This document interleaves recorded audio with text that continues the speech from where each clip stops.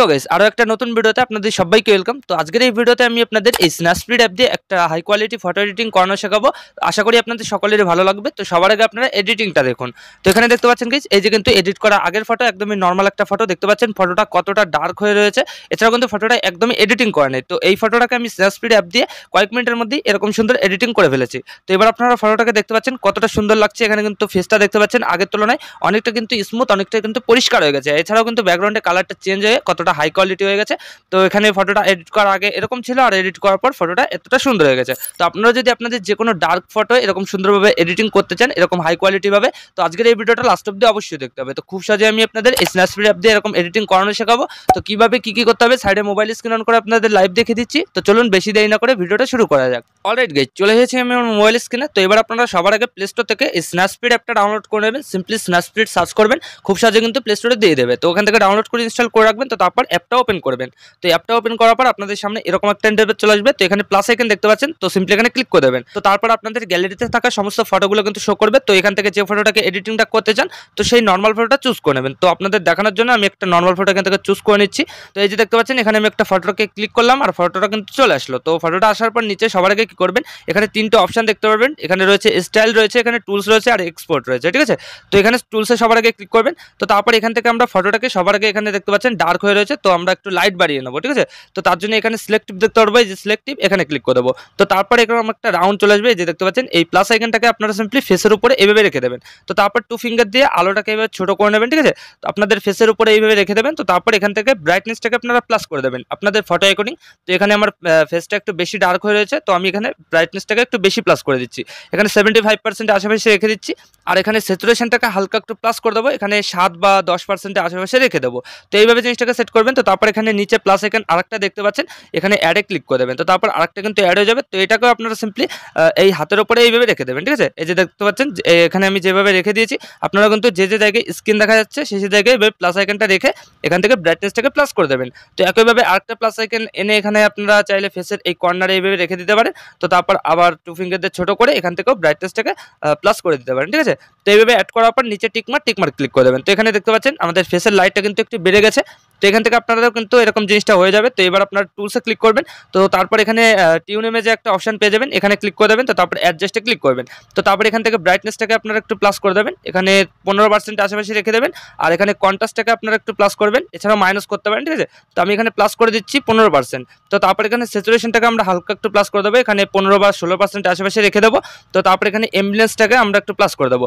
তো তারপর এখানে হাইলাইটটাকে আমরা একটু প্লাস করবো, এখানে 25% আশেপাশে রেখে দেবো। তো তারপর শ্যাডোটাকে আমরা হালকা একটু মাইনাস করে দেবো, ঠিক আছে। এখানে 10% আশেপাশে রেখে দেবো। তো তারপরে এই যে লাস্টের যে অপশনটাকে দেখতে পাচ্ছেন, এটাকে আপনারা হালকা একটু মাইনাস করে দেবেন, এখানে 4 বা 5% আশেপাশে রেখে দেবেন। তো তারপর সিম্পলি নিচে টিকমার্ক ক্লিক করে দেবেন। তো এখান থেকে দেখতে পাচ্ছেন ফটোটা কিন্তু আগের তুলনায় অনেকটা লাইট বেড়ে গেছে, এছাড়াও কিন্তু একটু পরিষ্কার হয়ে গেছে। তো এবার আমাদের ফেসটা স্মুথ করার জন্য কি করতে হবে, এখানে টুলসে ক্লিক করতে হবে। তো তারপর গিয়ে সেখানে দেখতে পাচ্ছেন লেন্স ব্লার, এখানে ক্লিক করে দেবেন। তো তারপর এরকম একটা রাউন্ড চলে আসবে। তো রাউন্ডটাকে টু ফিঙ্গার দিয়ে ছোট করে নেবেন। তো তারপর এখান থেকে এই যে দুটো অপশন দেখতে পাচ্ছেন 0% করে দেবেন। তো তারপর নিচেরটাকেও 0% করে দেবেন। তো তারপর আবার টু ফিঙ্গার ছোট করে এই অ্যারোটাকে একদম ফটোর কর্নারে এভাবে নিয়ে আসবেন। তো তারপর এখানে ব্লার স্যাচুরেশন দেখতে পাচ্ছেন, তো এখান থেকে আপনারা অ্যামাউন্টটাকে একটু মাইনাস করে দেবেন, এখানে 12 বা 13% আশেপাশে রেখে দেবেন, ঠিক আছে। তো এইভাবে করবেন। তো তারপর নিচে টিকমার্ক ক্লিক করে দেবেন। তো তারপর কিন্তু ফটোটা দেখতে পারবেন এখানে কিন্তু ব্লার হয়ে যাবে। তো এখান থেকে আপনারা সিম্পলি এই যে উপরে এডিট, এখানে ক্লিক করবেন।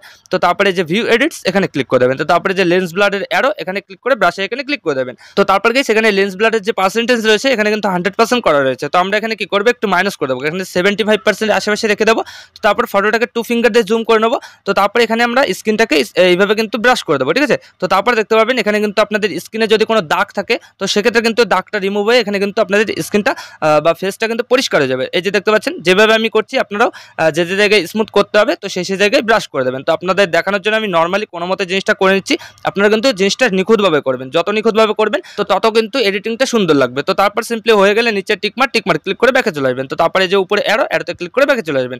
তো এখান থেকে আর কিছু করতে হবে না, ডাইরেক্ট আমরা ফটোটাকে গ্যালারিতে সেভ করে নেবো। তো তার জন্য এই যে এক্সপোর্ট, এখানে ক্লিক করবো। তো তারপরে যে সেভ, এখানে ক্লিক করে দেবো। কয়েক সেকেন্ডের মধ্যে কিন্তু আপনাদের এই ফটোটা গ্যালারিতে সেভ হয়ে যাবে, ঠিক আছে। এই যে দেখতে পাচ্ছেন একটু প্রসেসিং নিচ্ছে, তো কয়েক সেকেন্ড প্রসেসিং নিয়ে আপনাদের ফটোটা সেভ হয়ে যাবে। তো তারপর ব্যাক করে নেবেন।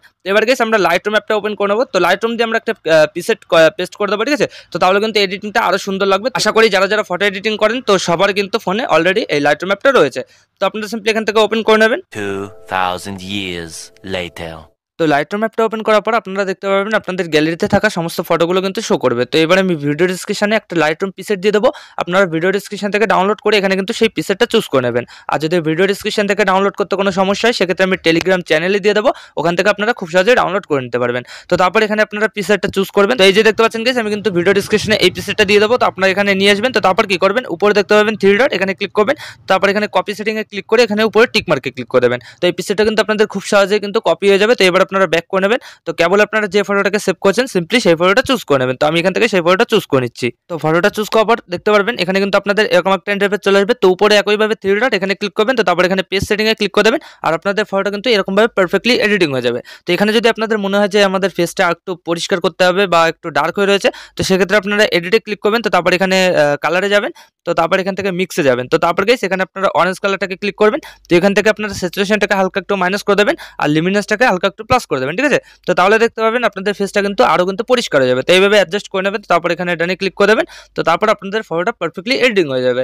তো এবার আপনারা এই ফটোটা গ্যালারিতে সেভ করার জন্য এই যে উপরে দেখতে পাবেন শেয়ারের আইকন, এখানে ক্লিক করবেন। তো কয়েক সেকেন্ড লোডিং নেবে। তো তারপর এখানে দেখতে পাবেন সেভ কপি টু ডিভাইস, এখানে ক্লিক করার সাথে সাথেই এই ফটোটা আপনাদের গ্যালারিতে খুব সহজেই সেভ হয়ে যাবে। তো এইভাবে গাইস আপনারা কিন্তু স্প্রেড আর এই লাইটরুম অ্যাপ দিয়ে এরকম সুন্দর ফটো এডিটিং করে নিতে পারবেন কয়েক মিনিটের মধ্যেই। তো আশা করি আমি আপনাদের ভালোভাবে বোঝাতে পেরেছি যে কিভাবে কি করতে হয়। তো ভিডিওটা ভালো লাগলে লাইক করে দেবেন। আর যদি চ্যানেলে প্রথমবার হন তো চ্যানেলটাকে অবশ্যই সাবস্ক্রাইব করে দেবেন।